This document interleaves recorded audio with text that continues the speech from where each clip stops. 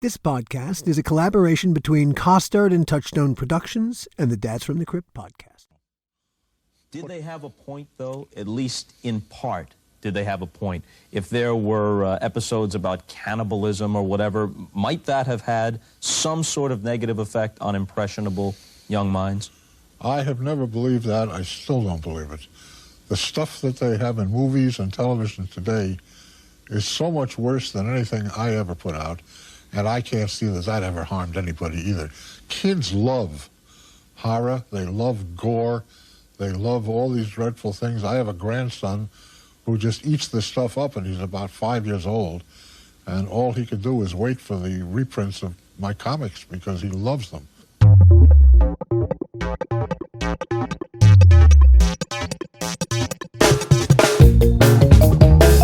Hello and welcome to what we call in the TV business a very special episode of the How Not to Make a Movie podcast. You want to know the insidest dope there is on Tales from the Crypt? It's this. If there was a real Crypt Keeper, a kind of ground zero for everything Tales from the Crypt, it was EC Comics publisher William M. Gaines.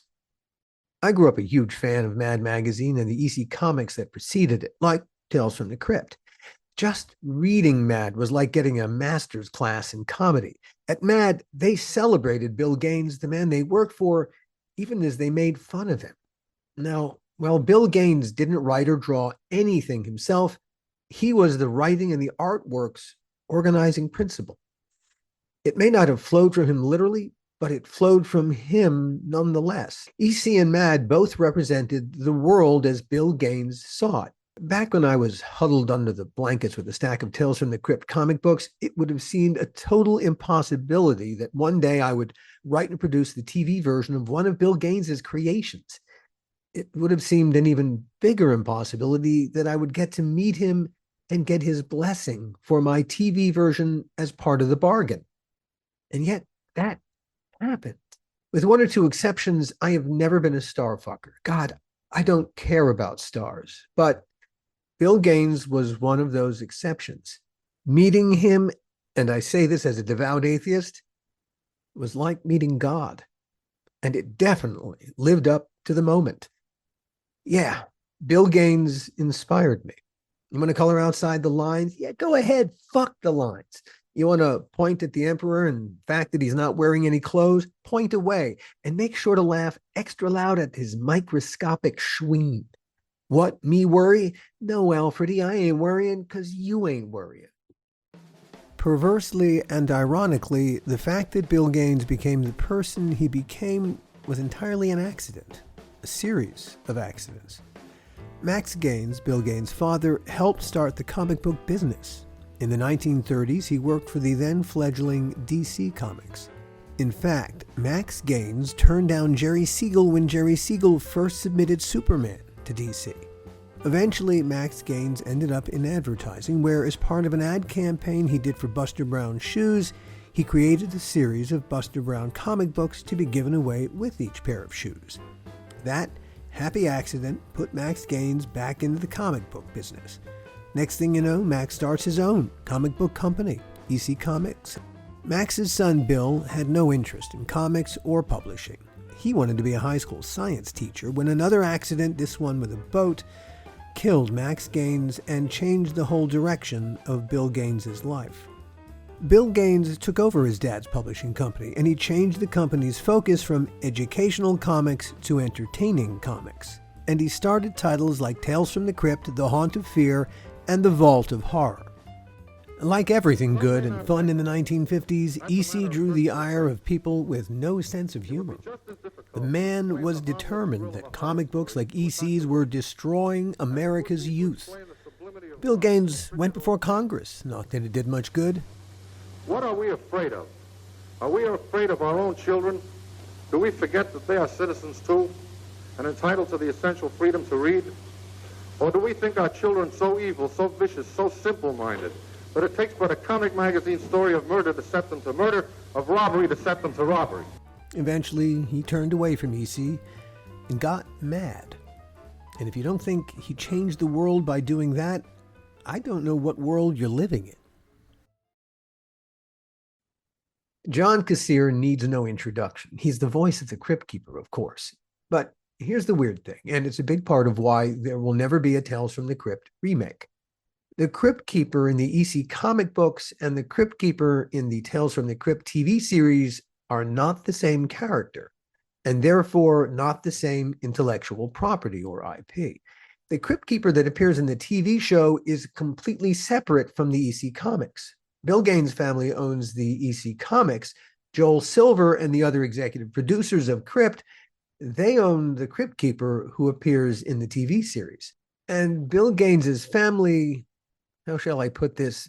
They hate Joel a lot. They believe that Joel ripped them off while doing the TV series. And so the Crypt Keeper and Tales from the Crypt will likely remain divorced from each other forever and ever, alas. It's always us kids who get hurt in the divorce, right? But let's put the subject at hand to John Kassir, the guy who filled Kevin Yeager's magnificent puppet with life. Bill Gaines. Bill Gaines, man. First of all, a lot of people don't know this. People who know my career and, know my work as the Crypt Keeper and have talked to me at length about it or been at one of the conventions where I've had my Q&As and talk about growing up with the comic books. How in a kismet irony kind of way, wound up playing the Crypt Keeper for something that I loved as a kid, that was controversial for me to be able to even look at these comic books because, my mother was not a, total conservative mom, but she knew I wasn't supposed to be reading these things. My grandfather had a store when we'd go visit my grandfather in his little store in Springfield, Massachusetts. All my cousins and I had a shitload of them. We'd go down to the store. My grandfather would give us, a pop, soda pop, whatever, ice cream, whatever. And he goes, go pick something off the rack. And my cousins were trying to reach up as high as they could, trying to get Playboy magazines and stuff as little boys would do. I was taking the Tales from the Crypt comic books off the stand. And I used to have these Casper comics that I never read. I think I got them from like a friend down the street or something. I had like one of those, file boxes full of them, and I would use the covers and I'd put them on top of my Tales from the Crypt comic books. And then of course, Mad Magazine was huge when I was in, when I was in elementary school and my friends started bringing in Mad Magazine, or then I got a little older and they're like, oh my gosh, this is a takeoff on Catch-22. We got to go see that movie. We would go see the movies that were being sent up in Mad Magazine just because they were being sent up in Mad Magazine, probably ones that we probably even shouldn't have been seeing either. But just so great. And a lot of my sense of comic timing, really, I think it comes from that magazine. It was impeccable. The musical parodies, for instance. Oh, forget it. Just wonderful, wonderful. Great stuff. In the Tales from the Crypt comic books, you look at those. Correct me if I'm wrong, but some of the people have told me, that were involved with production with Tales from the Crypt, they would use the actual comic book almost like a storyboard for how they would, shoot certain things. Each frame of that. Certainly, when you look at any kind of horror magazine, pulp fiction, movie, this kind of thing, they all borrowed from the artists that were in these magazines, which was incredible. But a quick story about William Gaines, how devoted he was to his fans and the kids. Dear friend of mine, Ari Gross, who we all know as an actor, was in New York with a friend, and they're walking down the street, and I think he said they were like, I don't know, 12, 13, something like that, and they see EC Comics building that says EC Comics offices, and they just let themselves in and walked upstairs, and they go, hey, how can we help you? You go, oh, we love this comic book. The next thing I know, they're in Bill Gaines's office being given comic books, and he's telling them all about it. And I'm abridging it much because I don't remember all the details because my mouth was probably hanging open when he was telling me this story. But it's such a wonderful story. Sometime we'll have to have him relate that to us. But that's the kind of thing that I got to experience with Mr. Gaines when we did the show. And I didn't have that much access to him a couple of times, but I do remember meeting him when we were doing the Crypt Jam. And he came down and did the little thing with Chucky Booker, who wrote the Crypt Jam. And he and I were like, whoa, doing the thing. And somehow we got into some conversation. I don't know if it was that night or some other time. He invited me to his house. And I walked in to see bookcases, like his living room were bookcases that were like a maze, and they were all scripts and comic books and that kind of thing. This is what I'm remembering, folks. But this is, this could have been complete fantasy. It could be fiction, but I really remember it to be completely true. Where was his house in this case?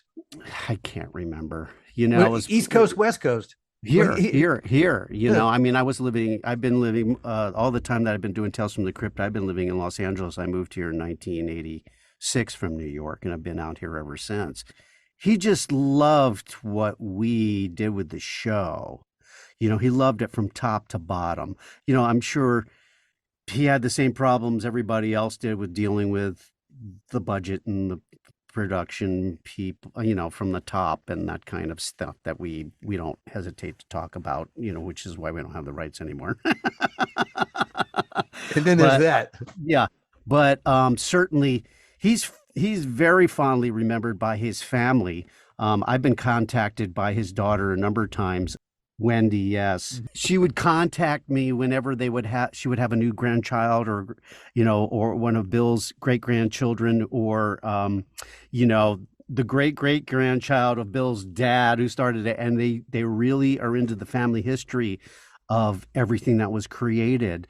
And, asked me to, do a little voiceover or a little video for the kid to have as a keepsake of the Crypt Keeper welcoming them into the world, which is just the most amazing thing. Who would be honored with such a thing? So, that the William Gaines history is deep in my bones. Yes, my breaking, cackling little bones. And, I have nothing but great things to say about my experience with Bill Gaines. I wouldn't pretend to be a historian on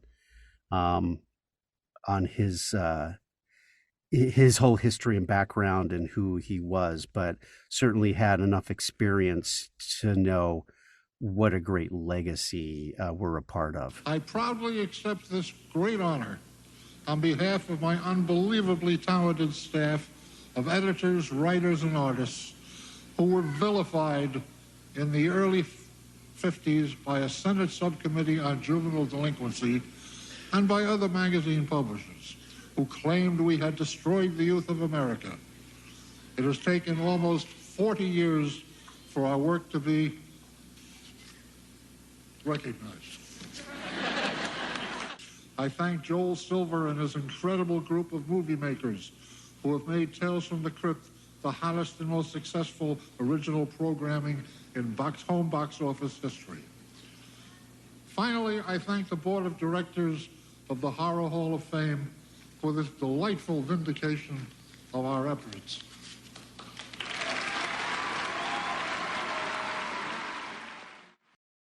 Before each and every episode of Tales from the Crypt Keeper would open his big book of stories to that episode's comic book cover. Comic book artist Mike Vosberg, Voz, drew every single one of them. If anyone at Crypt was trying to mine their inner Bill Gaines for inspiration, it was Voz.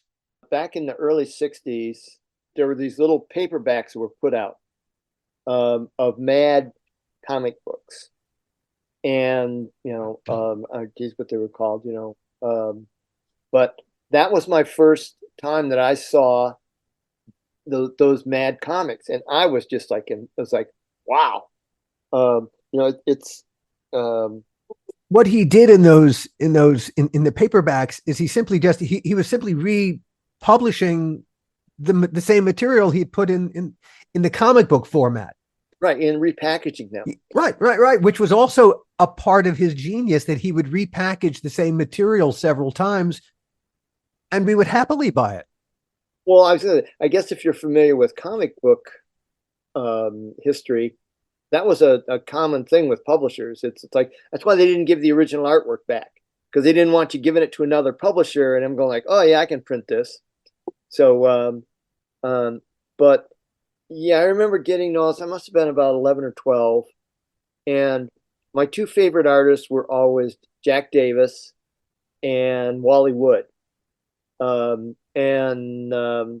What struck you about both of them? What was it about Wally Wood and what was it about Jack Davis that drew your eye? With Jack Davis, it was like they were the silliest drawings in the world, and not only did he do Mad Comics, but he used to do at the time, he did these little things called Funny Valentines, and it was an education for me because I was suddenly recognizing artists. So when I saw the Valentine's cards, I'm going, oh, that's Jack Davis. Of course, I guess the fact that he signed all this stuff was helpful too. But it was the other artist for me was Wally Wood.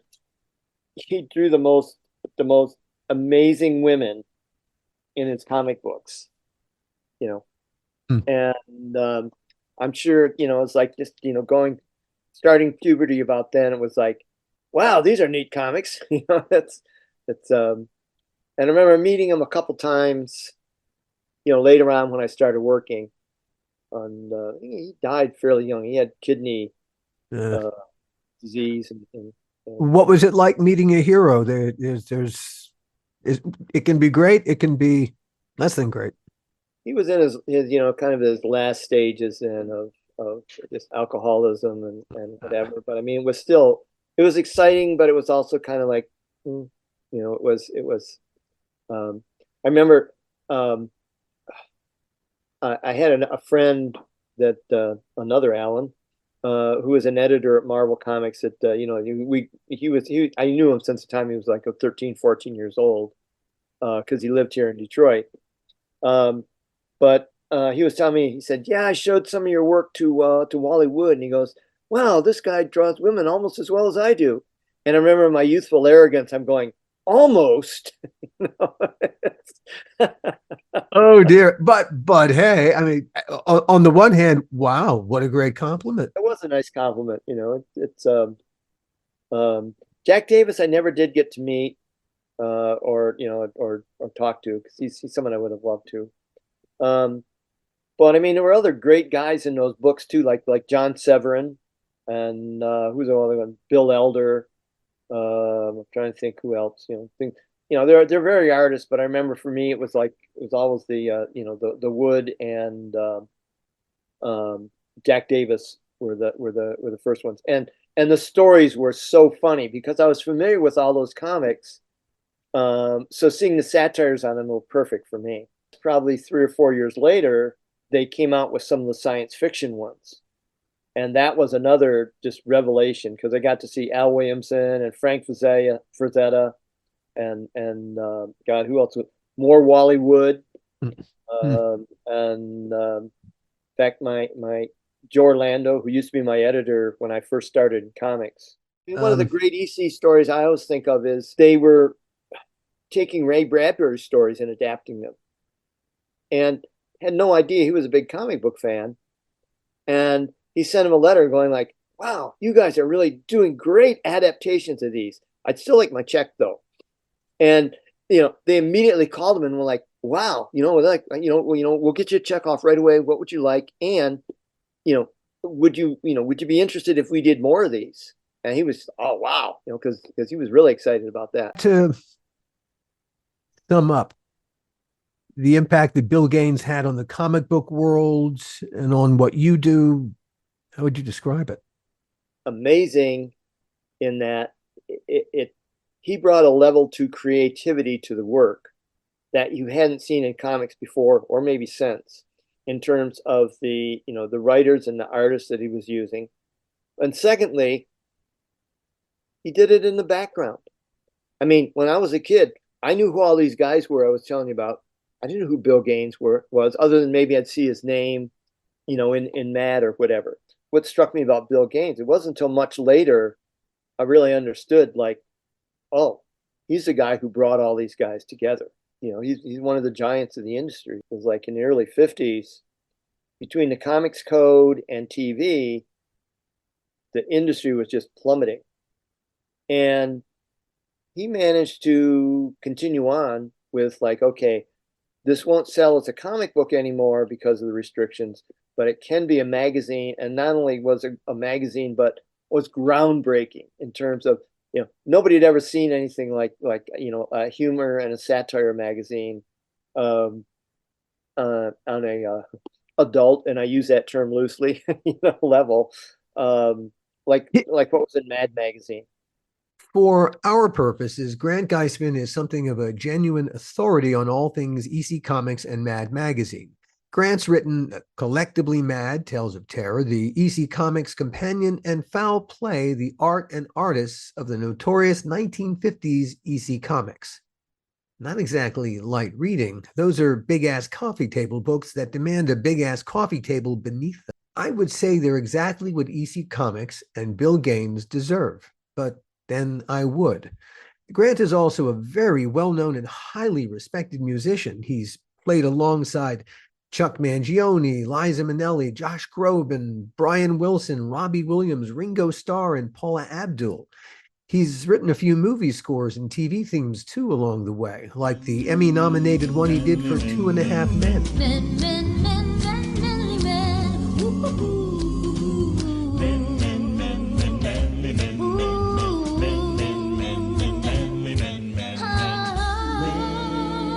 I first saw the name Bill Gaines in 1961. I was 8 years old, and I had already been buying comic books, and some other kids in the neighborhood that were a little older than I was showed me Mad Magazine, and I was like, what is this? I was fascinated. It was, I was only 8, so I didn't get even a lot of the references, but it was just like something so cool about it. And it's like this glimpse into another world, more adult and, kind of, counterculture a little bit even. And I was like, well, where do you get this? I had no idea. And they go, well, you just go down to the drugstore. And I was like, really? They would sell me this? It's like, yeah, it's 25 cents. Just go buy it. And from that minute, I, rode my bike down to the drugstore. Talk about a drug. Yeah, exactly. I was buying every issue. That's when I first saw the name Bill Gaines. And then they listed on the masthead who all the editors were. So I knew the names Al Feldstein, and I knew Nick Meglin, and I knew Jerry DeFuccio. And then the artists would sign their work. So I knew who Wallace Wood was, and I knew who Joe Orlando was, and I knew who Don Martin was, and whatever, So that began my fascination with, Mad Magazine, and then a little later also EC Comics, because in 1964 Ballantine Books, which had been issuing all the Mad paperbacks, from the early comic material, they released the first one was a compilation of Tales from the Crypt, a little paperback from Tales from the Crypt, and I used to buy all my Mad paperbacks at this place in San Jose called Books Incorporated. And one day at the end of 64 or sometime in 64, I saw this little next to the Mad paperbacks, Tales from the Crypt paperback. And I picked it up and it was like, oh, I know who these guys are, because I knew them from Mad Magazine. And I immediately understood that this was something else that Gaines had done. And that launched my whole fascination with EC Comics. In 1964, the comics I was reading were a little bit of Marvel, but mostly like DC, Superman, Batman, Tales, what was it called?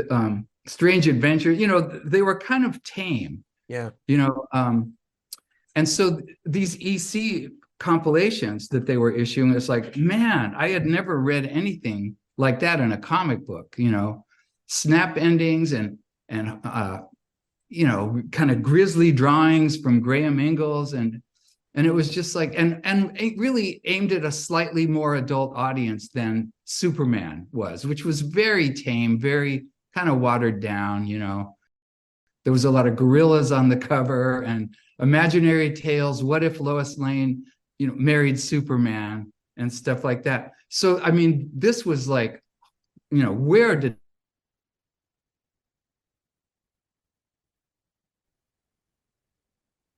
I lost you for a second there, Grant. Oh, you're back now. So somewhere between us, the technology died for a moment. Oh, But I got almost all of what you said. It was lovely. oh, good. It was ideal. You've written how many books about the EC world? Well, I think it's 6 if you count the compilation that I did with Feldstein on his Junior and Sonny comics, which he had done in the late 40s for Fox Publications before he went to EC. And actually, which in a way got Feldstein the job, because the first stuff from his portfolio that Feldstein showed Gaines were these covers of Junior and Sonny, which were deliberately salacious, and big-breasted woman. They now call them headlight comics, and skimpy outfits and kind of, double entendre kind of stuff. And Gaines was fascinated by that. And he's like, I'm going to hire this guy. And that's how the two of them got started. You had creative instincts. You were a musician. Right. What compelled you to become an author?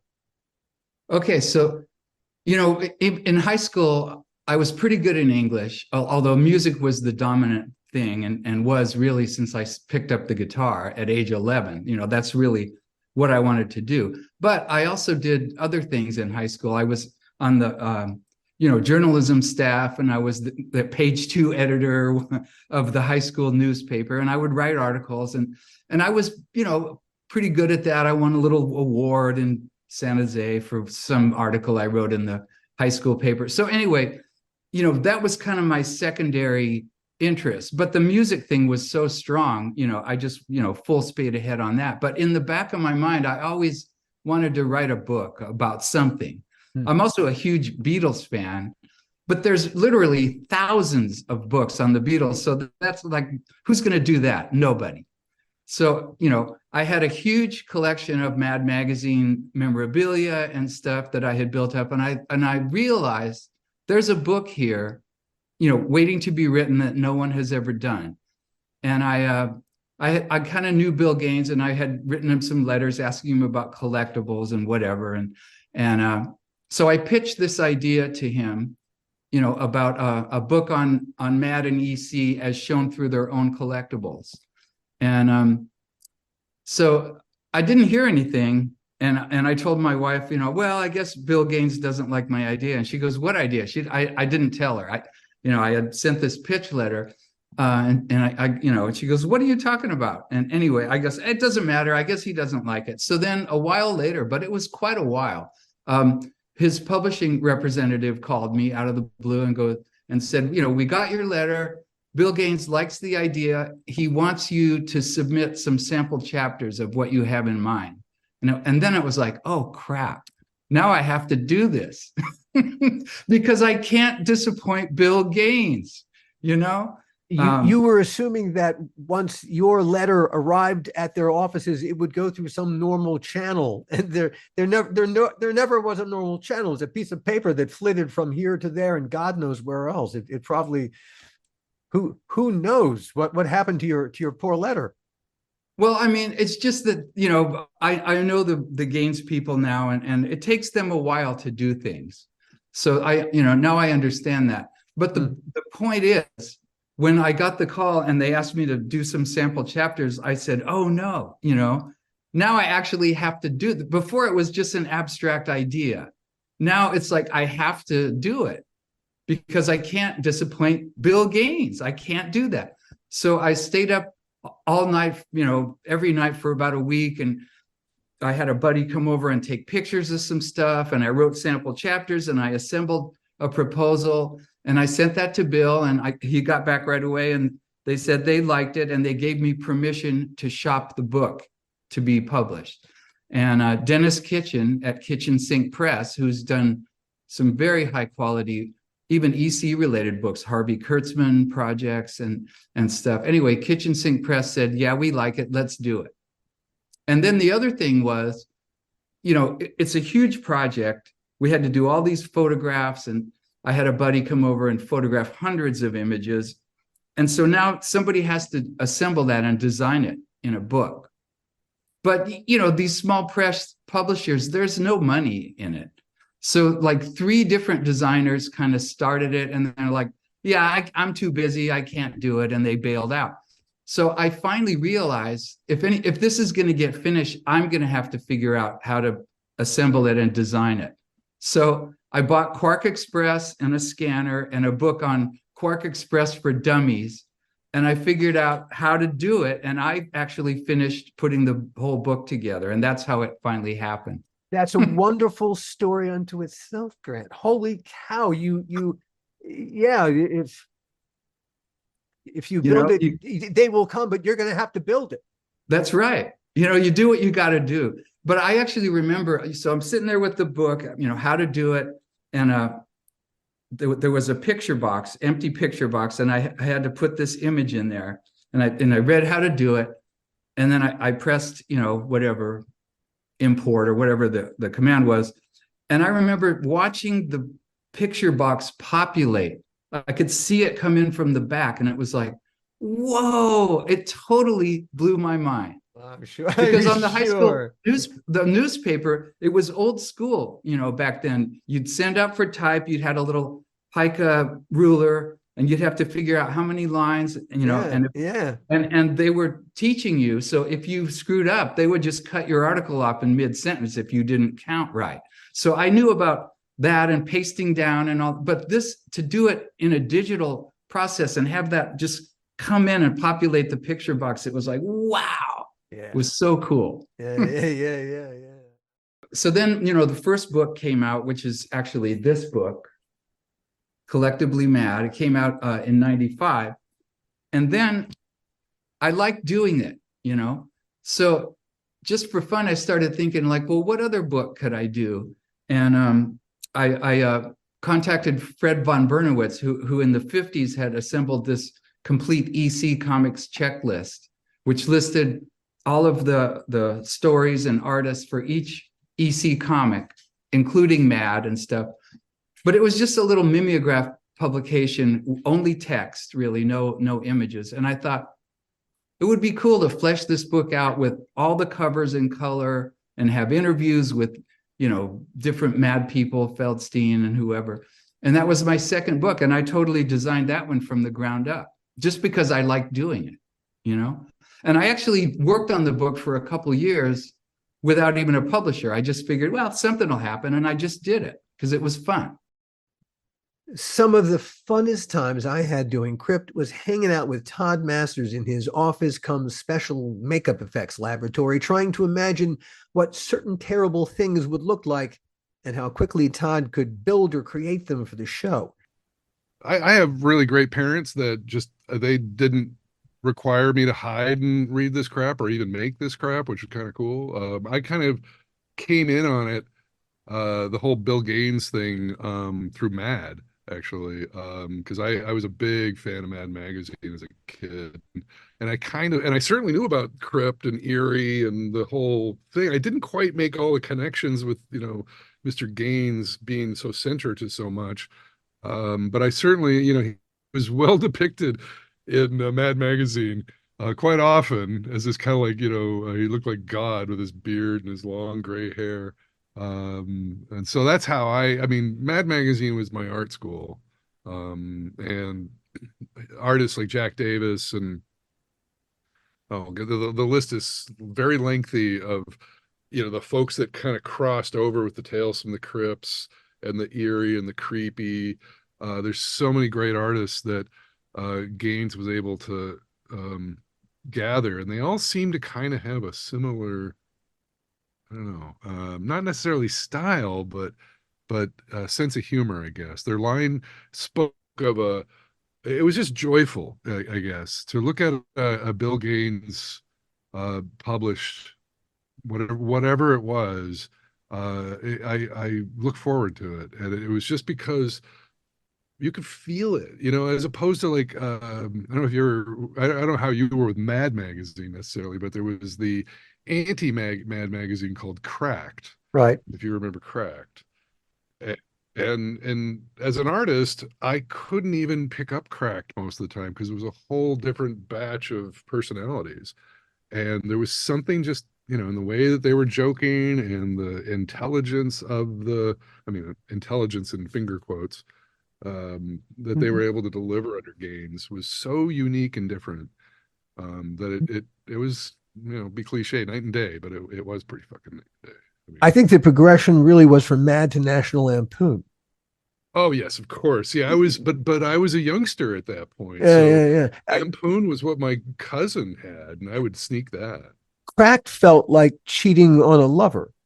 It really did. That's so true.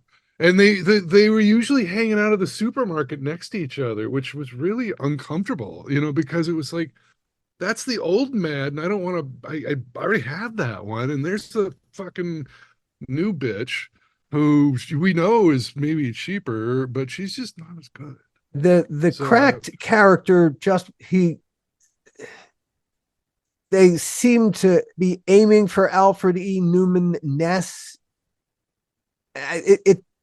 What was the what were they trying to do that Mad wasn't already doing? What new territory were they carving out for themselves that was theirs? Right.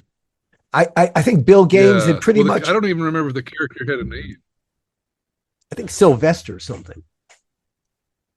Oh, did he have a name? He was like a window washer or a sign painter. A janitor. Janitor. He was a janitor. Alfred E. Newman, I don't think had a gig. He was he was anything and everything. He was everyone and he was no one. Yeah. And the other thing I remember at that age that there was a level of disrespect I got out of Cracked, because I was a kid. The magazine in whole spoke down to us with just dumbass jokes, like their style of setup and payoff was almost like Garfield in the sense, or Mary Worth. I mean, it wasn't really that complex. And I know that's because they were kind of thinking that they were somewhere between Lampoon and what was that magazine? Highlights. We used to always see in the doctor's office, So the Highlights for children. Trying to find this, right. And so Cracked was like, we're going to pick up the broader audience because we're going to get all these guys because they're just a bunch of idiots. And Cracked was more about. Yeah, Cracked was for the moment when you suddenly realized that you preferred Goofus to Gallant. I just smoked up my nose. Yes, you are correct, sir. Pardon me. Thanks for that. I haven't had a snort in a while. There was a lot of like crossing the fourth wall, so to speak, with Gaines in all of his stuff. A lot of his artists would include like a little commentary about him. Not only depicting him, like there was a lot of illustrations of that, like I said, the godlike character that was Gaines, in a large Hawaiian shirt. But there was also a lot of conversation. I mean, if you followed, like you and I sounded like we were like hanging out together back then. If you follow like every single issue of these things, you could almost get the behind the scenes story between the fights between the artists, the people that obviously were favored, the other ones that weren't.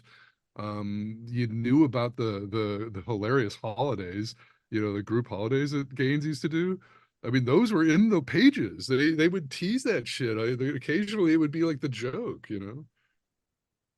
You felt like you were part. Wanted to do that. Reading the magazine, you felt like you were part of their community. Well, and not spoken down to. No, just not at all. Exactly. Not at all. Like you're around the bonfire just chatting with us and telling fucking dirty jokes, and you're not pulling punches because we think you're Goofus or Gallant. We just know you're fucking Alan and Todd. They referred to the people who were the entertainers as the usual gang of idiots. And so, yeah, we Right. were And that the absolutely, birth of slob humor. and yet, of course, the beautiful irony was they weren't idiots. They were quite the opposite. And Mad's readership really Yeah, it's what like Monty was Python almost. yeah. And because they didn't talk down to the audience and because they were willing to be esoteric, yeah, they kind of informed the audience. Bill Gaines, in the same way that he seemed to attract this incredible talented roster of artists, it he had the same approach toward his audience. There was no advertising in the magazine. It was all subscription based. You're right. So Did you ever get to meet Bill? I did. I did. I met him in the hallways of the pasta factory during the it was I think near the conclusion of the Bill Tytler era. Uh I was again, I was still super young. I had hair and everything. Um, I was working on the Crypt set. We had re-erected it there at so we had this place on Venice Boulevard, which used to, this is the top floor of it, used to rent out to productions. We shot Nightmare on Elm Street 5 there, and Monkey Trouble with Harvey Keitel there, and a bunch of other shit. But also Tales from the Crypt season 2 through 3. Yeah, we were season 2 and season 3. That was the season that Gil and I came aboard. It had been a pasta factory. The A1 Globe company Right. had used it as a pasta factory, and then they moved out, and it was always We turned called it into a cheese factory. Yeah. yeah, exactly. But So you'd bump into the most random people, like Freddy Krueger there. I bumped into him once in full makeup. I worked on one of those shows and he was walking around, but still, I always very weird memories. And now I think it's just a big mall or something. But yeah, one of the days I was going to Tytler's office and out came Bill Gaines looking just like a Mort Drucker cartoon, which kind of freaked me out. Because I've been saturated with that imagery for so long. And there it was right in front of me, living. So, and I don't even think anything intelligent came out of my head. I think I'm probably just babbled and probably vomited or something. But yeah, I quote unquote, these are finger quotes, met him, but it wasn't like we hung out and talked shop. I think I said, excuse me, maybe, and I'm going to go puke. Or, I don't know. But yeah, he's like, it was literally like meeting God for me. that is exactly how I put it. And I say it as a total atheist. It was right? Like meeting God. If that's what meeting God was like, I've had the experience and it's wonderful. I exactly. And it was so weird because it was so fast for me. I think you had like an intelligent meeting with him. I had like but still I came away from it feeling like I really did have I don't know, I hate to say spiritual minute, but there was, a boy crush at least. I mean, it was really just fucking wow, that's the dude, Now, Gil had an actual relationship with Bill Gaines. They exchanged phone calls on a semi-regular basis, and they had meals together. And despite all the rough and tumble of Hollywood, I think Bill Gaines really trusted Gil. And that, more than anything, is why Bill Gaines trusted us. Well, that and the fact that though Bill didn't create the Crypt Keeper that appeared on the show, he recognized that it captured the spirit of what he intended. He understood that we understood him, and that was a very good thing. Before you ever met him, when you were growing up, were you in any way influenced? I don't think I was influenced by him, but I certainly knew of Mad Magazine and loved Mad Magazine. I just thought it was the cat's pajamas. I mean, it was just so funny. It was so irreverent, and adults frowned upon looking at it as opposed to looking at the news, and which made it even more delicious. So I loved Mad Magazine, never knowing about the Gaines, never knowing about Bill or his dad, but loving that magazine. I knew a little bit about the Tales world when I was growing up, but I wasn't, addicted to it. I knew about it. And it wasn't until we got to do the show that I actually immersed myself in in that whole world from the 50s with his dad to the Un-American Committee and him appearing down in Washington, D.C., to all that stuff, which I just found very fascinating, considering we're talking about a comic book. I mean, you're appearing in front of the House Un-American Committee because you publish a comic book. To me, when I was younger and I heard that, I was like, don't they have anything better to do?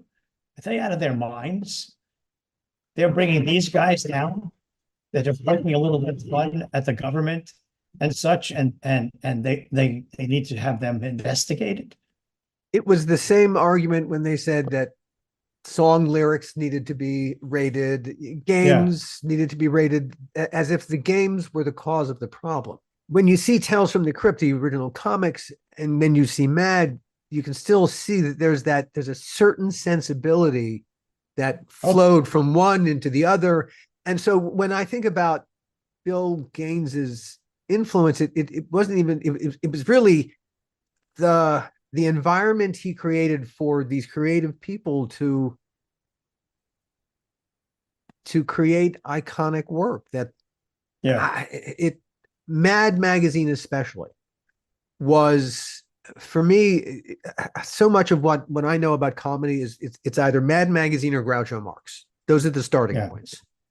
Well, I think I told you a story once that I went to Jackson Hole, Wyoming, and I was staying in this wonderful little bed and breakfast place, and I saw this artwork on the wall, and I was like, that artwork looks awfully familiar to me.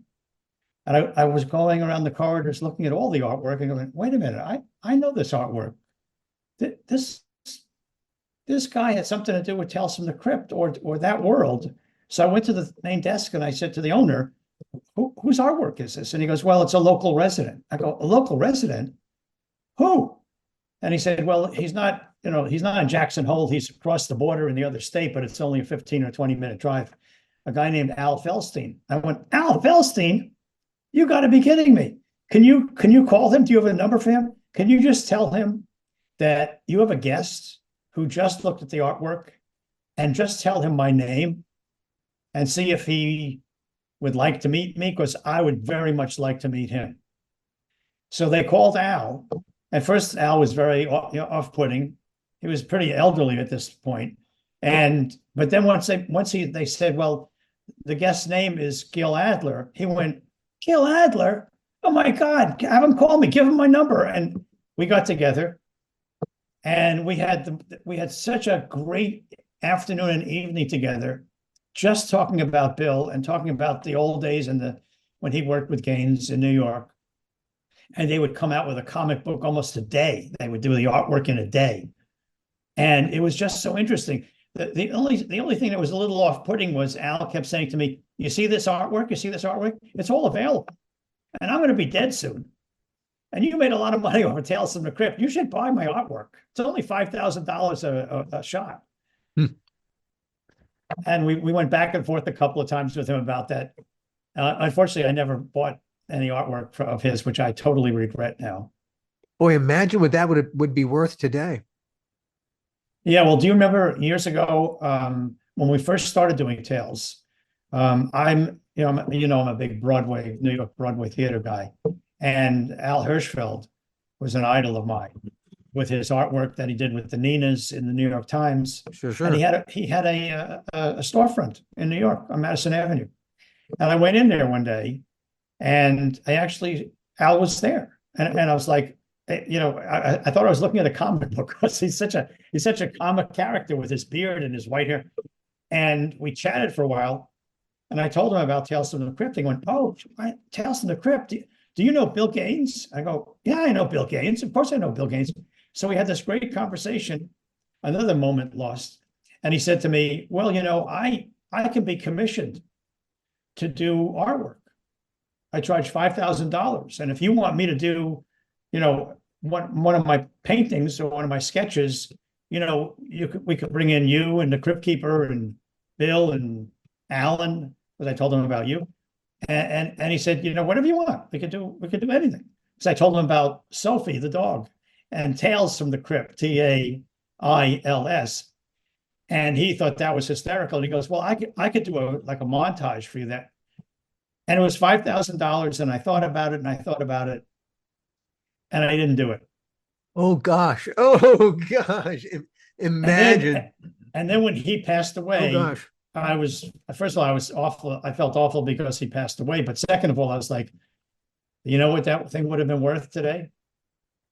Wow. But you know what it would have been $5,000 investment. But you know what it would have been worth between you and me? It would have been worth so much more to have it. Oh my gosh. Can you imagine if he did a thing with the Crypt Keeper, you, me, and Sophie? Because that's what I was talking about. During the divorce years, it would have been hard. We would have had to cut the thing in half. No, we would never cut the dog in half. No, we wouldn't do that. Really, well, visitation rights of one kind or another, then I suppose. So 2 opportunities that I missed really terribly that I've regretted. Every time I talk about it, I could kick myself in the head for not doing it, you know? But getting back to Bill, I mean, I knew nothing about him personally when we first started the show. I had no relationship to him other than Mad Magazine, and I knew a little bit about him being the editor, but that's about it. But then because of Tales from the Crypt, I got to know a lot about Bill. And I think the thing that we did that was really so good for everybody, including good for the show, was very early on, you and I agreed, HBO was important and they had to approve everything and the partners had to approve everything and everybody had to approve everything. But you and I agreed early on, the only person we cared about was getting Bill Gaines to love it. Not to like it, but to love it. And I remember we had a conversation with Bill where we said to him, we told him that. And we said, so Bill, we're going to give you the scripts before we give them to anybody, not to HBO, not to the partners. We're not going to give them to you at the same time. We're going to give them to you first. And we ask that you don't give them to anybody else because they'll be pissed at us. And I said, but we're doing this because we want to know what you think. And if there's something in it that you don't like, you're going to pick up the phone and you're going to tell us, and we're not going to argue about it. We're going to change it. It's that simple. You have to love this. We want you to have the utmost respect for this show and love this show as much as we do making it. It had to be right on. It had to be the whole relationship. It had to be right on the money. What we were doing had to be exactly his vision, the way he saw it. Yeah, and I had to love it. And so once we did that, he tested us a couple of times. And we did that. We got on the phone with him and we said, oh, you didn't like that. Fine. And I think what you or me said, well, okay, what about this? And we just brainstormed something with him. Once we made that change and he knew we were real about it and we didn't argue with him and we made a change and we came up with ideas on the phone. We didn't say, we'll call you tomorrow. We said, well, okay, so you don't like that? Okay, so what about if he did this or he did that or he didn't do this? And he was, I love it. That's great. And we did it. And then thereafter, we kept giving him the scripts before anybody. And, that made the difference to the point where we became very close friends. He would come to LA once in a while, not very often. And he would only go to Musso Frank's. I would say, let's go somewhere else. I'm buying tonight. And he would go, no, you can buy, but we're going to Musso Frank's. I go, no, if we're going to Musso Frank's, I'm not buying because we always go to Musso Frank's. He goes, okay, then I'm buying. We're going to Musso Frank's. And in New York, we would do the same thing. I would call up and I would say, I'm coming to New York. You around? He goes, of course. Sandy and I, his wife, would love to get together with you. We only go to Jackson Hole on, I think it was 64th and 2nd Avenue. And I would say, well, why don't we go there or someplace? No. We only go to Jackson Hole. So anytime I would see him in New York, it was in Jackson Hole. And anytime I would see him in LA, it was at Musso Frank's. And we would spend the whole evening together, and just talking about gentlemen talk, nothing and about everything. Politics, our show, what you and I were doing, how we're feeling. It was just a remarkable relationship. And one that I really cherished throughout not only the time of doing the show, but afterwards. And he died he died.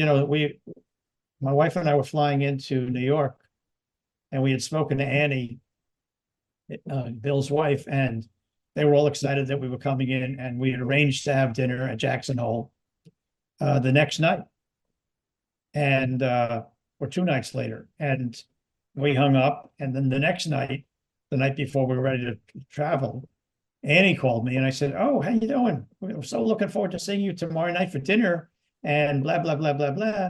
And she said, "Can I stop you for a second?" And she sounded very serious, and I said, "Yeah." And she said, Bill passed away today."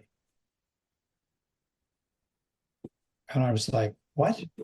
"Yeah, he passed away today." Which just, I didn't expect it. He wasn't ill that I knew of. He was physically a very intimidating guy. He was very, very tall, very lanky, had a big white beard, long white hair. And he looked very intimidating, wore glasses, but he was the sweetest guy in the world. I mean, you could talk to him about anything and he had an opinion about everything. And it was just before his dad died, he wanted to be a science teacher or something like that. Yeah. He didn't think much of this comic book stuff. He thought, it was good for his dad to put him through college. It's okay. But then when an American thing happened, then it became much more of a bigger issue. And it wasn't about making a comic book. It was about politics, and it was about freedom of speech and all this other stuff. He got very involved with the comic book. Did he ever talk to you much ever about his dad?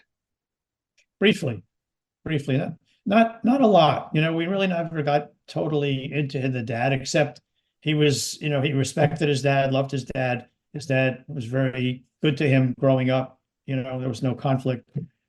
The only conflict he had with his dad sometimes had to do with politics. But, I suspect we all have that, and it's not only the age difference, but it's just a different time and world. It's perennial. Yeah. I did not have anything like the relationship you had. I am incredibly envious, but the one time I got to be face to face with Bill, I met him in Joel's trailer on the set of Lethal 2. Yeah, Dick Donner's trailer. Dick Donner's trailer, and we were invited for lunch. Yes, and meeting him actually and getting his blessing at that lunch was like nothing else mattered. It didn't matter what anyone else said, and I think I know I kind of walked around with that. We would get notes from Scott and from Joel's people, and we felt completely correct in turning up our noses at any notes because, hey, we had Bill Gaines's blessing. Fuck you. Well, do you remember how we got Bill Gaines's blessing at that lunch? Why don't you tell that story? So we thought we were going to a luncheon in Dick Donner's trailer with Bill. It would be fun. It would be entertaining. We'd have a good lunch for a change. And we got there and we had a good lunch. And then Joel looks at Bill and he goes, "So Bill, should we get rid of these guys? We could fire them and hire somebody else. We don't need to use these guys anymore." And I know I sort of snickered, like, I'm waiting for the punchline, but there was no punchline. And he stopped talking and he was waiting for Bill to say, "Yeah, that's a good idea. Let's get so-and-so or so-and-so, And I'm like, I'm sitting there, I start sweating. And I'm like, wait a minute, have we been set up to get fired? Are we getting fired today? I can't believe it. I enjoyed lunch and now I'm going to get fired. And to Bill's credit, he looked at Joel and laughed. And first he said nothing. And then Joel pushed it and he said, "No, I'm serious. We can dump these guys. We don't need to use these guys. We can get whoever you want. We get big people in the industry." And I remember Bill. It was one of those things where, Joel is kidding, but he could turn serious in a heartbeat. Something goes, "You know what? Fuck that shit. Yeah, okay, yeah, fuck these guys. They're fired. We can get anybody. Fuck them. Guys, get the fuck out of here." You know, Joel's crazy and impulsive, and that's not impossible. Right. And even before dessert. So Bill leaned into the microphone, or not, sorry, leaned into the table. They might as well have leaned into the microphone. Yeah. And basically looked at Joel and said, Joel, I'm going to tell you one thing. You should sign these two guys for life. They are the best things that ever happened to Tales from the Crypt. I don't want them changed. I want them on the show for life. And I remember sitting there and I'm sweating, thinking, did I just hear what he said?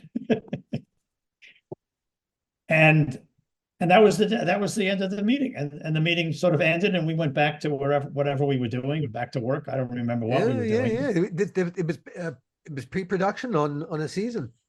I think it was going into season 2. It might very well have been. I think that's what happened. And we were still riding the crest of the wave from Yellow. Yeah. Because Yellow was very impressive. Everyone was feeling, wow, hey, not only did we resurrect the show, right, but we made the show what it was originally supposed to be, that mixture of TV and movies like no one. It's not TV, it's HBO. Right. And so, we had actually accomplished the mission that they hadn't intended us to accomplish. Well, the one person that understood us and what we were trying to do better than anybody, and the only person that we cared about, was Bill Gaines. Indeed.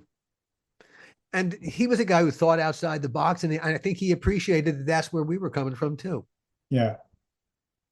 Yeah, they're all you guys playing by the rules over there, and we're going to go do our thing over here.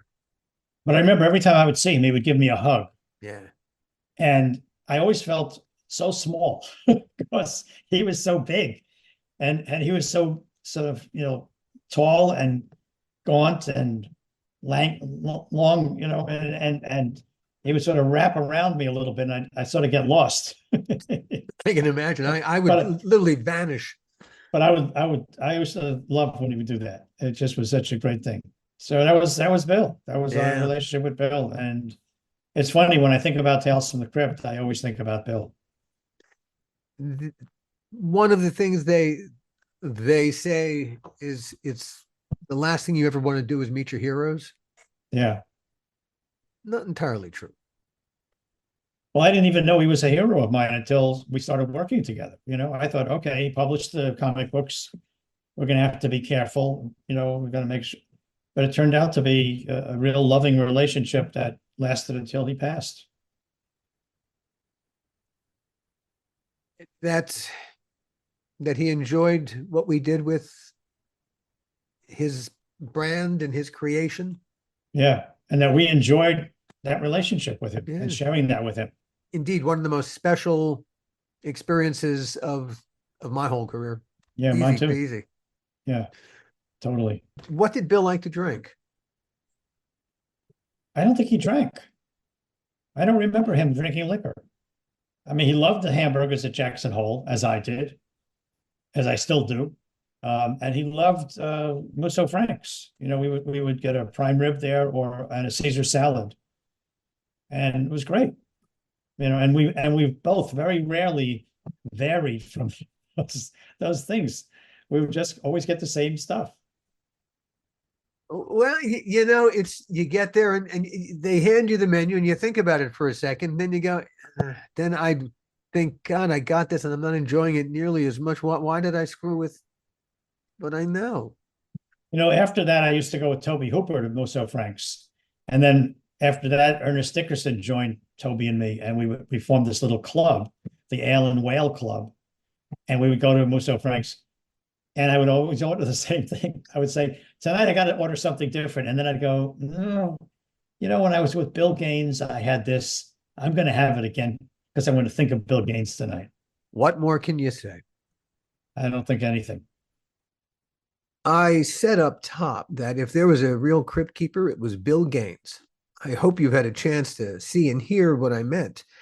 I know as I sat down that very first time to try and channel the Crypt Keeper just so I could write for him, it wasn't so much Bill Gaines's voice I wanted to capture and stick deep inside the puppet.